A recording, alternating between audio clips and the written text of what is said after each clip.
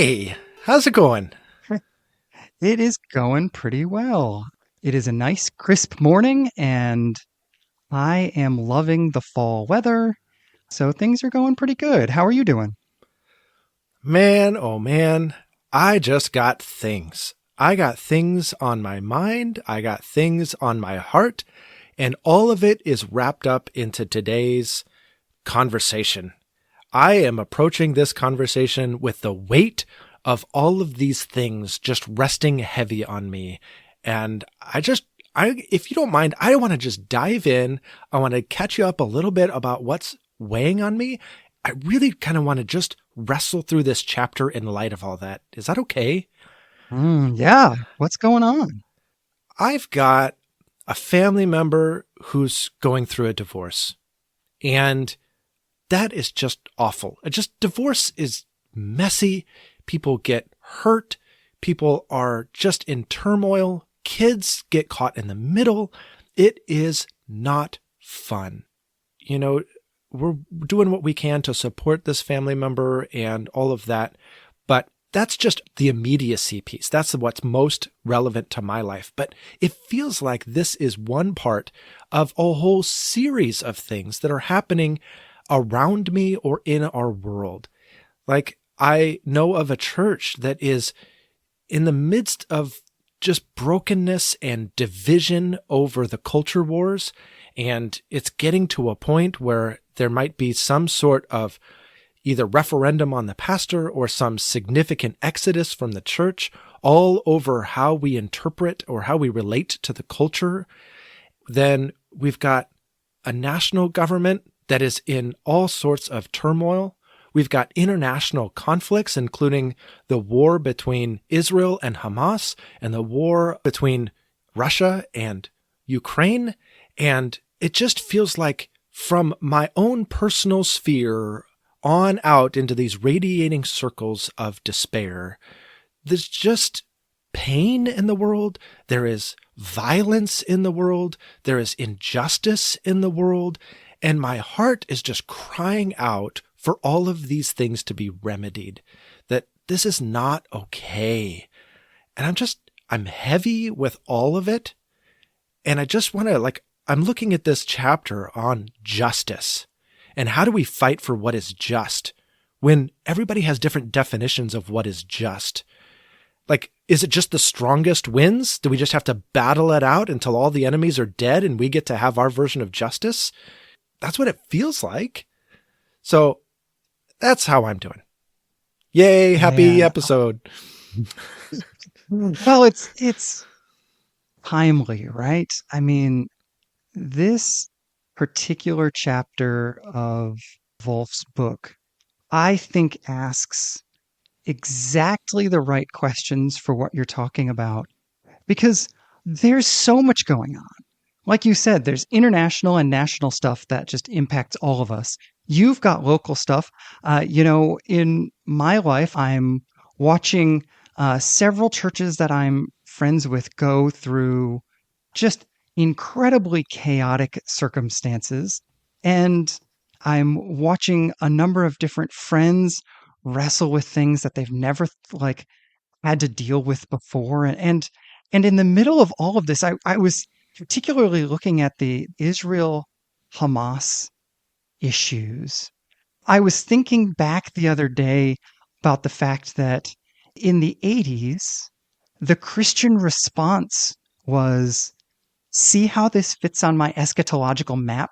See, Jesus is in fact coming back. Right. Taking this sort of stance of being an observer rather than engaged.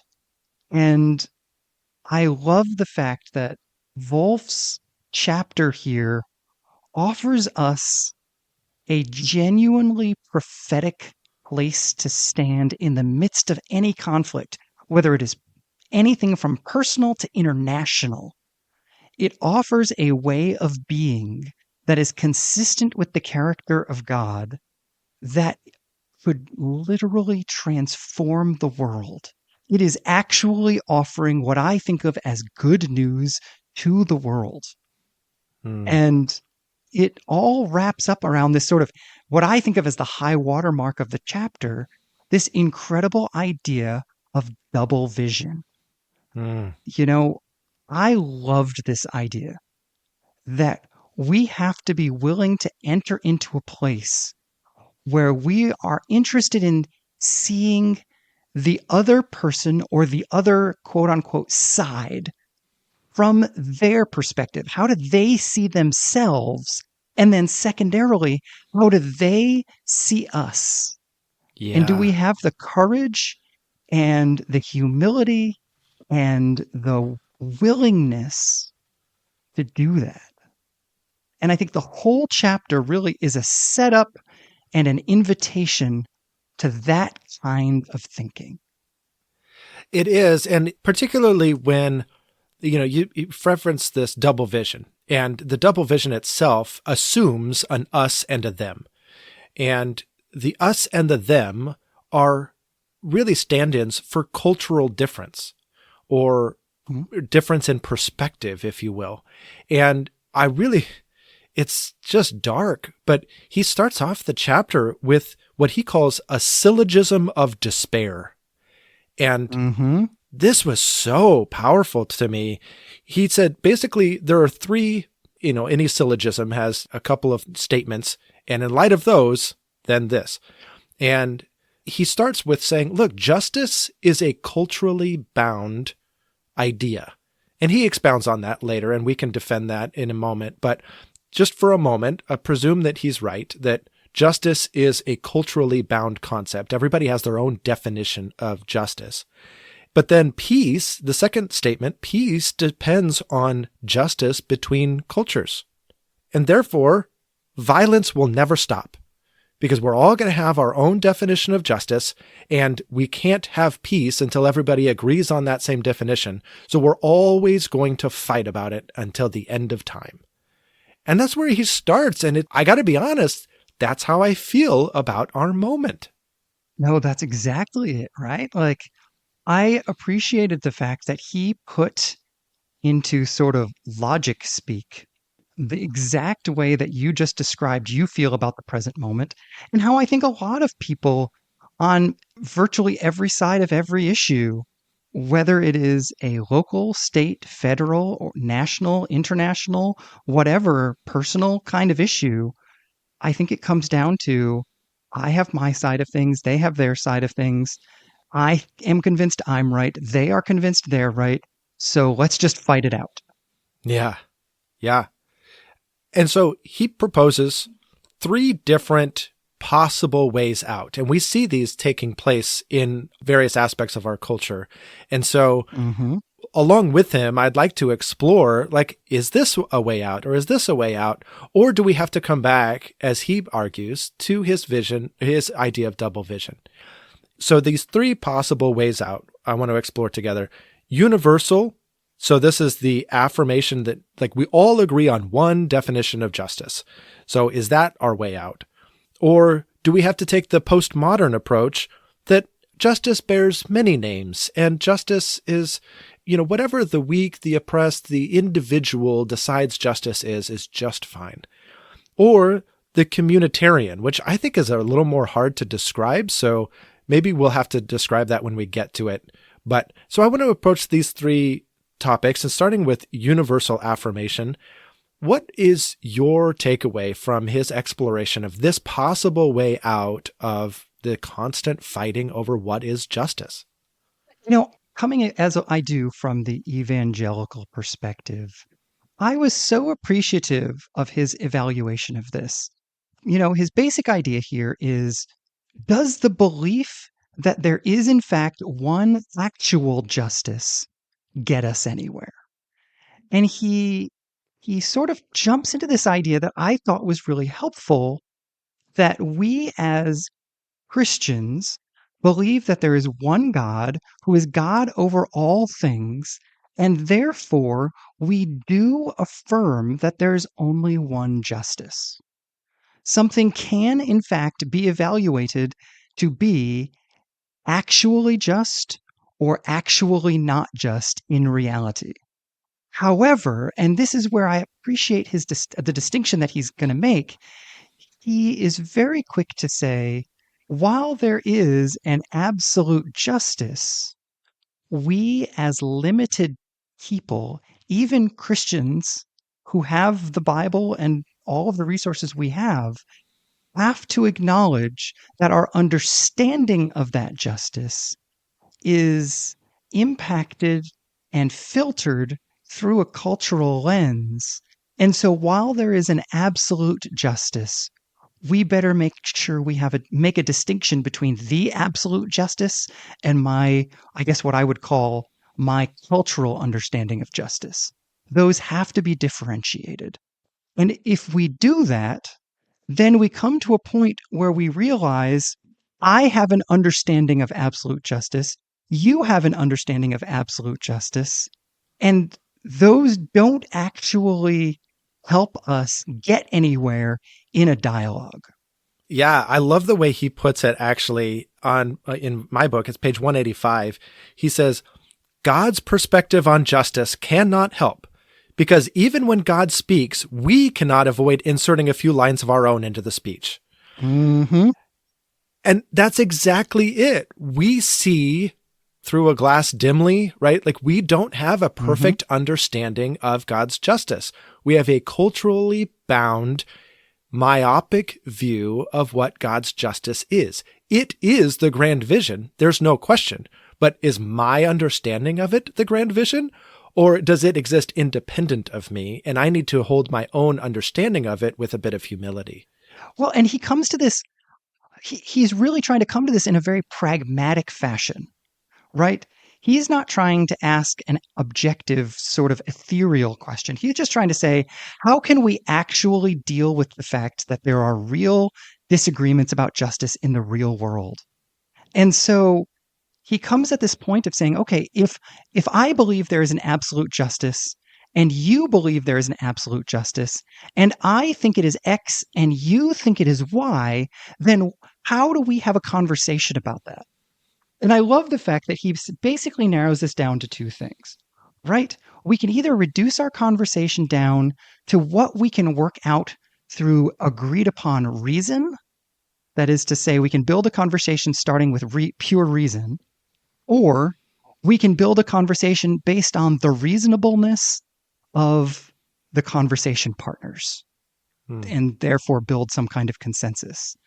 And the reason argument he sort of dismisses and says, well, that has generally fallen apart through a variety of postmodern arguments. So he kind of moves quickly through that one. And then I forget exactly how he says it, but he basically says, and the reasonableness thing, yeah, that's not going to work. Well, right. He says, because our definition of reasonable comes from the liberal arts, very Western conception of what is reasonable. And it doesn't include a global perspective of reasonable. And so at the end, if you really define what somebody means by reasonable, they really just mean a liberal perspective. And so yes, at the end, I mean, reasonable and liberal are synonymous, and that's it. So it falls apart because we have our own culturally bound understanding of what is reasonable. So reason itself, or being reasonable, cannot be the ultimate guide because it doesn't, in the end, get us away from our culturally bound moment. Exactly. They both reduce down to, in very simple layman's terms, what makes sense to me. And therefore, what we're really trying to do is fix the moment based on what makes sense to me. But if I'm trying to come to consensus based on what makes sense to me, and you're trying to come to consensus based on what makes sense to you, because this is the thing I love that he says. He points out the fact that whatever's happening in my head as a person who believes that I am right, the person on the other side is feeling and thinking the exact same way. Right. Exactly. Just because it makes sense to me is not a helpful argument. And we can dress it up with all sorts of philosophical language. It still comes down to, does it make sense to me? Yeah. I love how he summarizes this. He just basically says, the skeptic would therefore approach this moment and say, look, all you have to do in order for oppression and injustice to reign is take a particular definition of justice, deny that it is particular, and then apply it to everybody liberally. That may have been one of the most damning statements he makes in the entire book, because I think every one of us is profoundly guilty of this, Mm-hmm. of trying to make something that is particular not particular, of trying to pretend that we don't have a cultural lens when we really do. Yeah. And let me actually make this step, because that sounds like it's an active choice in any given moment. I think we are so blind to our cultural lenses that we simply don't realize they exist, and therefore we pretend we're looking at the truth without realizing there's something in the middle. Mm-hmm. We pretend we're looking at justice without realizing there's something in the middle.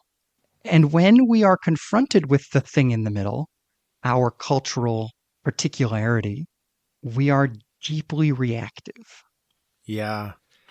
And so then for a moment, he entertains the postmodern approach. It says, okay, well then we have to take all of these universal definitions of justice and deconstruct them, because they're all culturally bound. They're all a shabby attempt at being universal. And in the process, they oppress somebody. And if we're going to really stick up for the little guy, and we're really going to name the oppression and the injustice, then what we have to do is make it so that everybody has an equal say on what is just. And he says, well, that sounds lovely, but at the end, it means I have to affirm everyone. I just have to, like, everyone's okay. Even people who are oppressive. I just have to say, well, they're equally valid, just like everybody else is equally valid. And so in the end, oppression still reigns because we have no leg to stand on to say, no, that's not okay. We've just decentralized it to the point where everybody gets to make their own decision, including an oppressive one, and that we have to affirm that that's okay. We can't stand there. No, exactly. And he goes on to argue that not only does this not help a conversation about justice, but it ultimately rebuilds the universalistic affirmation of justice via a back door. I love his summary of this postmodern position that all should respect all, none should respect those who do not respect all.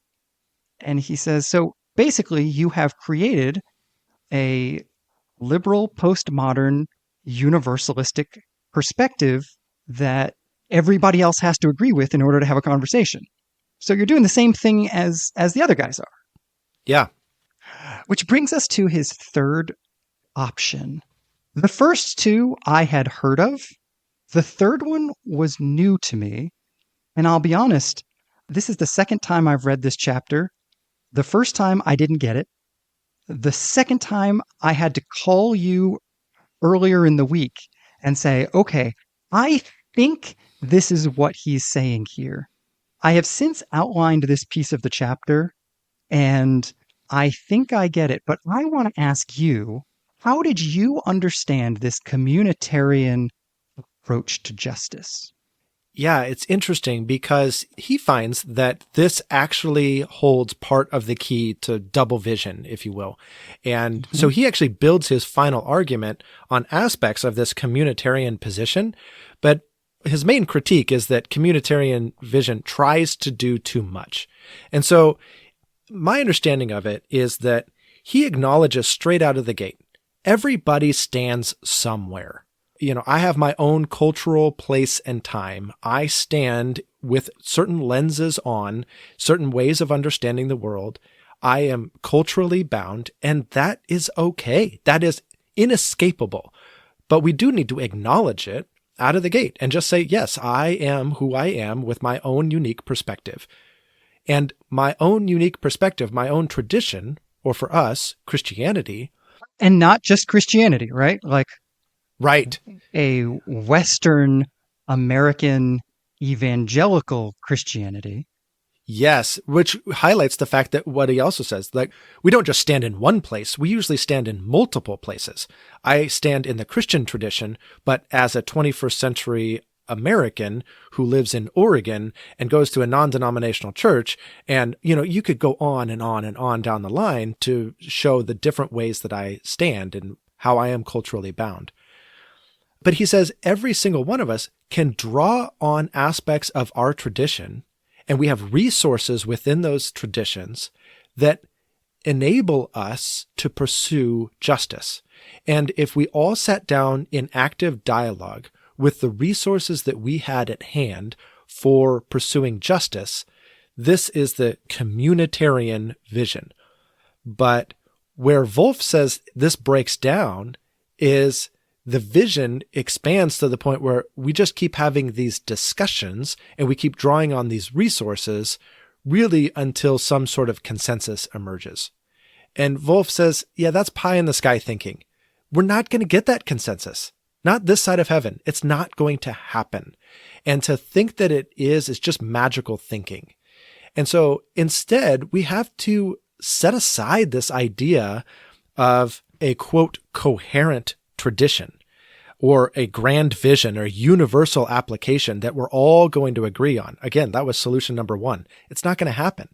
So while we disagree, what's our approach going to be? We have to take aspects of our Christian tradition.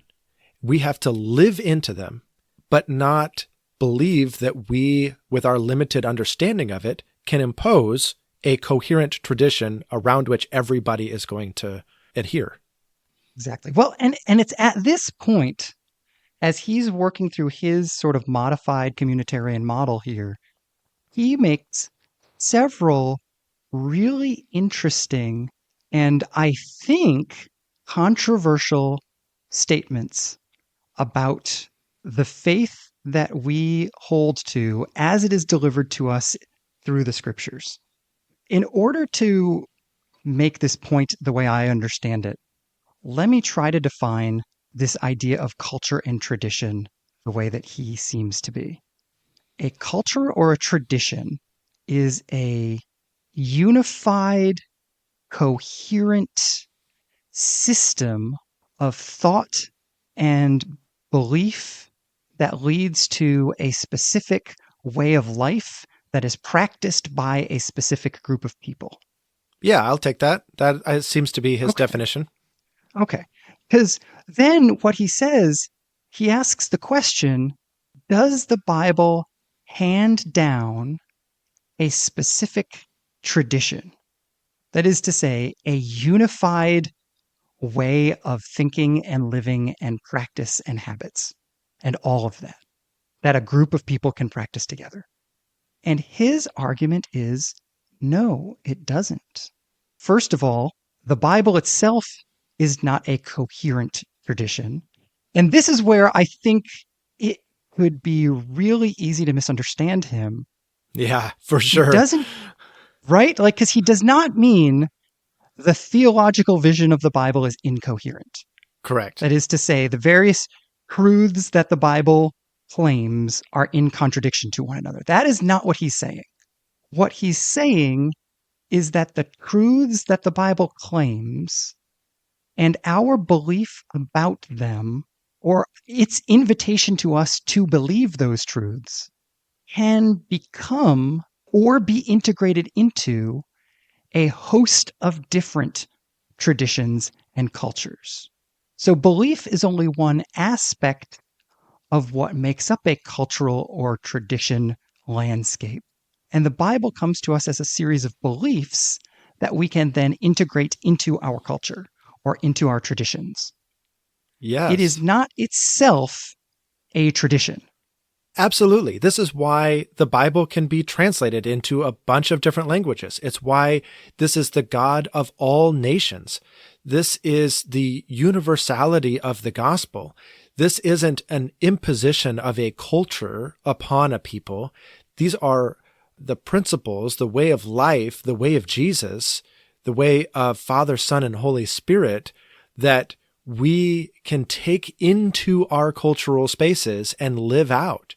And so you have the ancient Israelite model, but then you also have the Israelites in exile, and you have the Israelites post-exile. You have the Israelites under Roman occupation. You have the Jesus movement that starts in the Gospels and spreads through all these different cultures in the book of Acts. You have all of these different eclectic churches to whom Paul writes his letters. You have multiple churches that John writes to in the book of Revelation.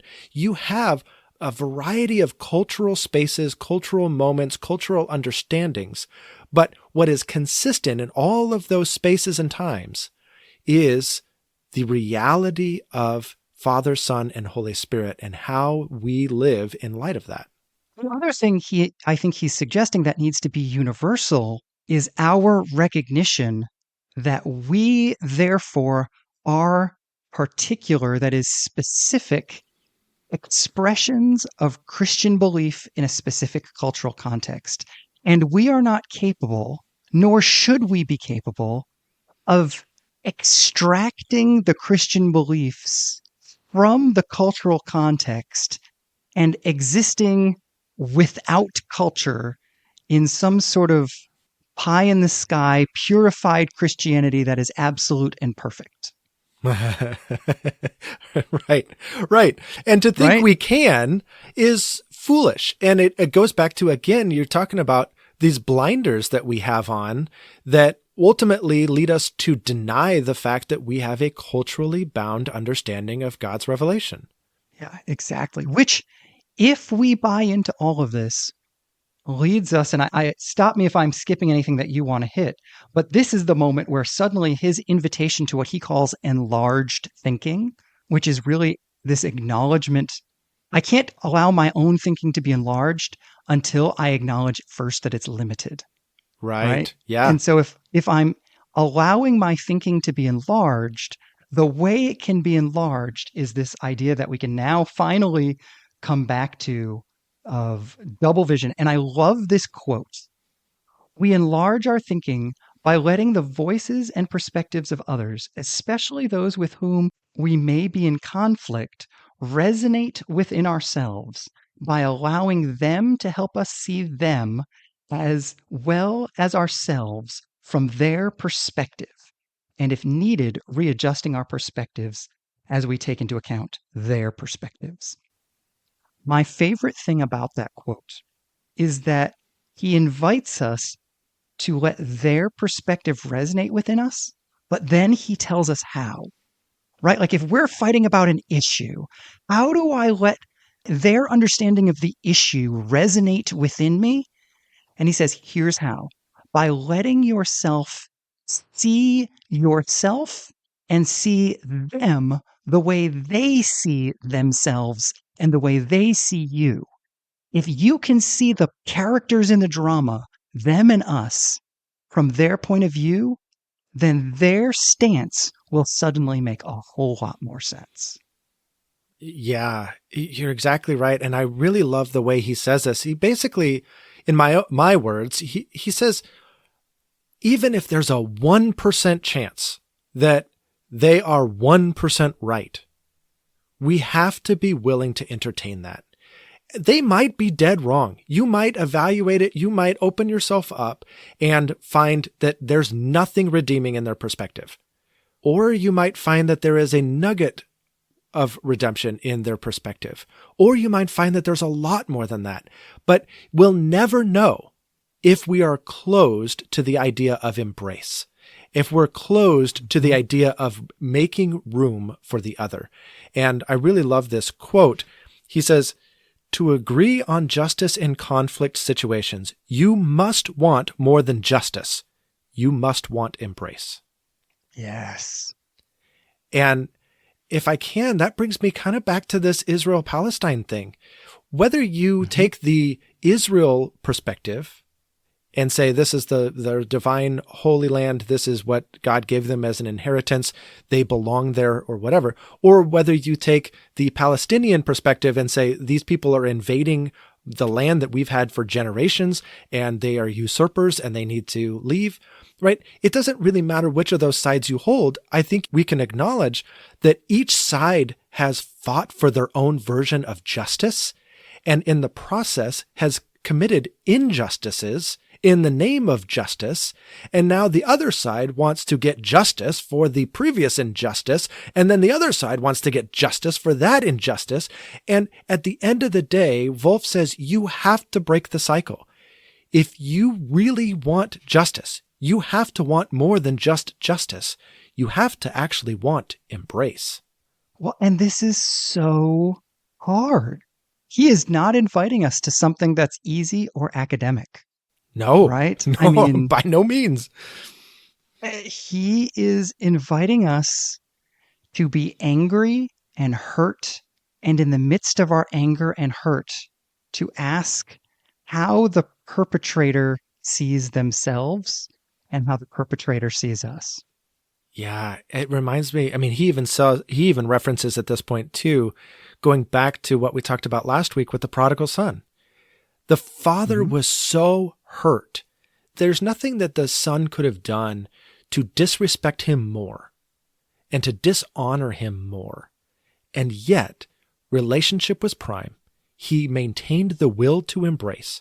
And when his son returned, he threw his arms open and embraced him. That's his guiding metaphor in this book. And it's so poignant in this moment. You have to want embrace. If you don't, then you're just going to keep fighting for your version of justice and it never ends. Yeah, exactly. Well, and then the other thing he mentioned previously in the book that really resonated with me as he was describing this particular part of justice is the idea that there is the perpetrator and the victim and the objective observer, right? Like those are the three categories we actually break things down into. Mm-hmm. We don't break the world down into just perpetrator and victim. We break it down into perpetrator and victim and objective observer. And many of us in many situations, like I would be in the moment with the conflict between Israel and Hamas, I would very quickly put myself in the objective observer space and think, okay, they need to do this. Right? Yeah, right. Yes. Yes. And then I'm reading this and I'm like, oh, that's why he said that way back there. Because his whole point is nobody ever gets to read this and say they need to do this. I, as the imagined objective observer, need to set aside my pretend objectivity. And I need to say, okay, what does it mean for me to put myself in the variety of perspectives in this conversation?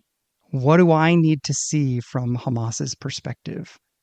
And not about Israel, about me. What is Hamas seeing about me as an American? What is Israel seeing about me as an American? And I'm sure there's a diversity of perspectives in both of those groups about the various types of people who are in America. I don't want to oversimplify it. I just found an interesting invitation to not be an objective observer in any conflict in his way of thinking here. I loved that, but he also balances that against this question. Well, then can we stand anywhere? I mean, if we're all culturally bound, can we even fight for justice? And he makes the argument that yes, we absolutely have to. Otherwise, injustice reigns. And even if we have a culturally bound understanding of it, and we have to hold our own assumptions loosely, we must fight for God's justice. We believe that God does have this universal, applicable for everybody understanding of what is justice. And even if we understand it imperfectly, we must fight for God's justice, not my definition of it, what is ultimately God's justice. And even if it's imperfect, for the sake of the oppressed, if nothing else, we must fight for God's vision of justice as best that we understand it, while holding our own perspective with humility. Yeah, I found this to be very challenging as well. And I might say it a little differently, but I think I'm saying the same thing here.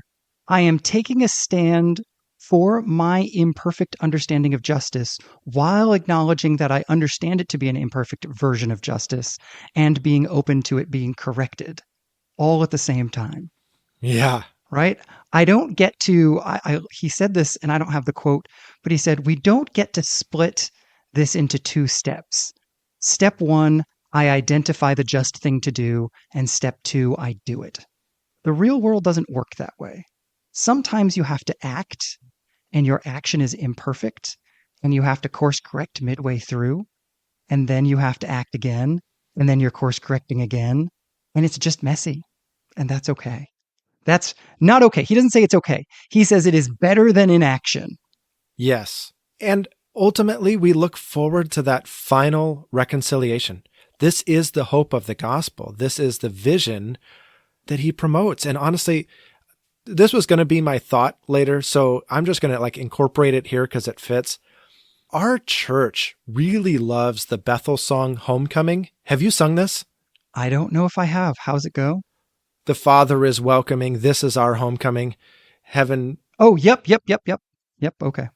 It is this beautiful picture of the final restoration of heaven and all of God's people gathering around, and the children are playing and dancing and laughing, and the Father is welcoming because what was lost is finally found.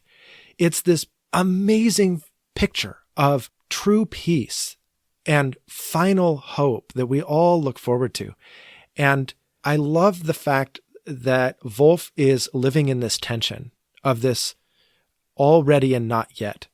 Already God has the final vision in mind. Already God is the universal ruler of all. But not yet have we all come to full redemption. Not yet have we realized God's vision for universal justice. And we look forward to that day, and only then will it finally be complete and full. That's good. Well, I love that. I think that there is something that is a powerful illustration of some of what we've been talking about a church in your tradition being willing to use a Bethel song in worship. Yeah. I barely come from the tradition that fully affirms Bethel in all of its Bethelness. Yes. You come from what can comfortably be called the other side of the aisle. And I would imagine if we compiled a list of the things that folks at Bethel clearly believe and asked the folks at your church, do you want a worship leader who believes these things? The response would be a resounding no. But that's okay. We're not looking for a universal coherence of you to believe what they believe. You have found a piecemeal convergence between your church and Bethel that allows you to connect with God on a deeper level. And it's wonderful to me. And I think it's a great example of this when churches are willing to live out the kingdom in exactly this way. Does that make sense? Yeah, we've found a piecemeal convergence. And I think sometimes in seminaries or churches or Christian culture in general, we spend a lot of time focusing on theology. What is our right way of thinking? What is correct? What is true? And making sure we don't create a theological error or a heresy. Mm-hmm. But what Volf is pushing us to do is say, yeah, it's valuable to try to get our thinking right. But ultimately, as Christians, we follow a crucified Messiah. And even in the battle over what is good theology and what is right, we have to follow the way of Jesus. And the way of Jesus is self-sacrifice, self-giving in the face of somebody else being wrong.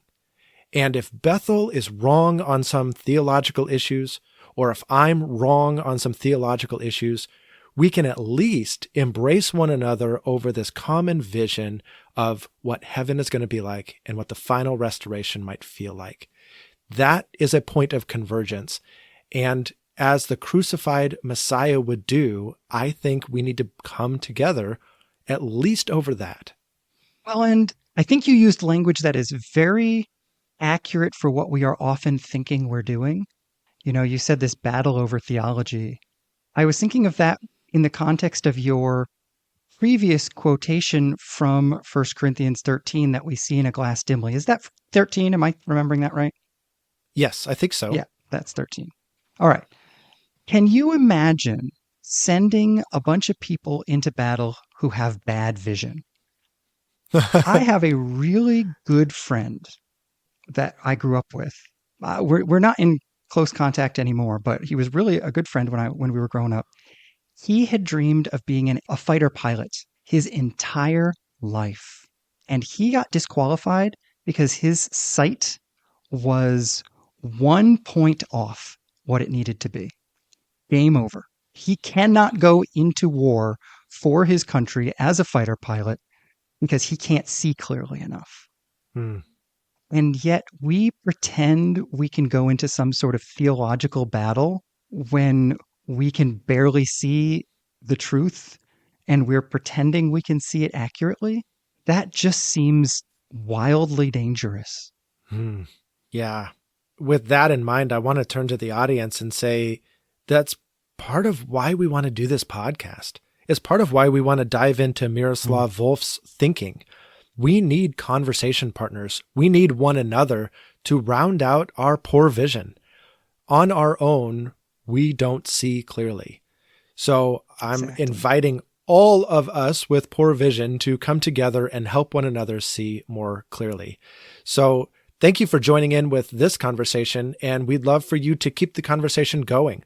Whether that's joining us on social media, Facebook, Instagram, Threads, whatever, and sharing your thoughts and perspectives, or whether you want to take this episode and share it with a friend and have a really productive conversation about how to pursue justice in a world of enmity and injustice. How do you do that while following the crucified Jesus? So please join the conversation. We absolutely need one another. Well, hey, you used your thought already. I did. It's gone. I have no other thoughts. My brain is empty. Does that mean I can have two? Can I have two? Oh, man. You're selfish. I don't think that's very just, and I would like to fight you to the death over that. Okay. What weapon do you choose? I don't know. It's going to have to be a long-range weapon since I'm in Oregon and you're in Missouri. All right. Well, pray about it. And in the meantime, I want to throw two shortish thoughts by you because I could not decide which one. I have wanted to share both of these with you all week. Oh, cool. And so I'm really excited about both of them. The first one is from a recent episode of Preston Sprinkle's Theology in the Raw. Oh, such a good podcast. So good, right? But he said something. He was commenting on a sermon that somebody else preached. And he said, I don't want to comment on something I haven't listened to and you haven't listened to. But I also don't want to encourage you to go listen to some random sermon. I want you to fully engage with the preaching at your own local church. And I just loved that, especially in the context of what we were reading this week about the particularity of our own embodiment or enculturation of Christianity. His invitation and challenge, go fully engaged with the preaching at your own church, I thought was just profound. Yeah, so good. When do you hear that challenge from somebody with a national platform? Right? Yeah. That's a lot of humility there, and I love it. So that was thought number one. Thought number two, also from a podcast. This is a Psalms thought. Ooh. So this is a throwback to our Summer in the Psalms series, which, as we've discussed, we'll probably do something like it every year because we just found it to be incredibly rich. But here is an interesting thought. This is from the Influence podcast, where they interviewed Ian Valancourt, who is an assistant professor of Old Testament somewhere, and I don't remember where, but he has recently written a book on the Psalms, and there were a couple of great things that he said, and I am going to get this a little bit wrong because I looked for it to find what he said in print, and the only way you can do that is to buy his book, and I have not bought his book yet. But the concept of what he said I thought was very, very helpful. He suggested that not only are the individual Psalms inspired, the editorial team that put the Psalms in the order that they are currently in was as inspired. We often say this regarding Psalm 1 and 2, right? Psalm 1 and 2 are a great introduction to the Psalms. he goes further than that. He says, you need to look at each of the 5 books of the Book of Psalms as having some major themes within them that you can understand a particular psalm based on which book it's in, because it's intended to be understood in that context. But then you can also understand it in the flow of the main ideas that the editorial team is working with. And so you really see the psalm on 3 different levels, similar to, he said it's a lot like there was a major loss that recording artists experienced when songs were no longer bought by the album, they were bought by the song. Ooh, what a good analogy. Isn't that good? I have heard this a bunch of times by artists who say, no, I was trying to communicate something, not just with the individual song, but with the album as a whole. Now, that doesn't mean every song in the album is directly about that particular topic, but it does mean that there was an overall idea that was trying to be communicated. And he suggests that the basic ideas, and I'm going to get this a little bit wrong. This is where I'm not sure I got it right, but I just thought it was so good I wanted to share it even if I didn't get it quite right. He says, books 1 and 2 are largely about David. The majority of David's psalms are in books 1 and 2. He uses some phrase like it is David straining to be the king he's supposed to be. And then it goes into book 3, in which David somehow takes a step, or the psalmists, including the ones that are by David, take a step beyond who David is, and they look through David's experience to someone greater who is coming, the Messiah. And then in book 4, there are a bunch of psalms that really wrestle with the exile experience. And then book 5 is this celebration of who God is as king. I love that. And it makes me want to go back and read each book of the Psalms in that light and just kind of evaluate that, because that's a cool organizing principle. It really is. And it's one of the things he really is arguing for in this podcast episode, is to understand the Psalms as a whole. And so if you're interested in this, I would really encourage you to go listen to the Influence podcast episode first, so that you can be looking for the correct organizing principle, the way he actually means it. Because he has a PhD in the Psalms and I don't. And I heard it once and was like, wow, that's amazing. And I want to make sure his ideas get properly stated. Sure. Rather than half-heartedly stated. But isn't that amazing? That's so good. It makes me excited to do another Summer in the Psalms series, because there's so much about the Psalms that we've yet to uncover. And it's why people spend their entire lives devoted to the Psalms, because they're so rich. You could never uncover it all. Exactly. It's so good. Well, with that deep and profound insight, we are now ready to move on to our final deep and profound insight of the conversation. Are you ready for the Which Josh question? Oh boy. Okay. We have to do it at some point, so go ahead. All right, here it is. Which Josh associates cream soda with having a black eye? I love that this came up. So, for our listeners, this is another baseball story in disguise. It's always a baseball story, which means it's not me, and you haven't said that yet. Oh, yeah, that's right. You. It's me. Yes, Josh from Oregon. So I was playing first base as a little leaguer, and I think it was even like between innings when you do like the little practice, like your pitcher's warming up and the first baseman is like rolling grounders to the rest of the infield and they're throwing it back. And it was either third base or shortstop, like whizzed it over to me and it bounced off of the tip of my glove and smacked me in the eye. And yeah, it was very, very painful. And so I was sitting in the bleachers and one of the dads brought me over an unopened, ice cold A&W cream soda. He's like, here, put this on your eye. And so that was my ice pack. And once I was done with it, I was like, well, now I've got a free cream soda. And so I actually I drank the cream soda afterward. And that was the very first time I'd never even heard of cream soda. That was the very first time I'd ever had it. Tasted great, but every time I've had cream soda ever since, I picture like having a black eye and holding this can up to my eye. Oh, man.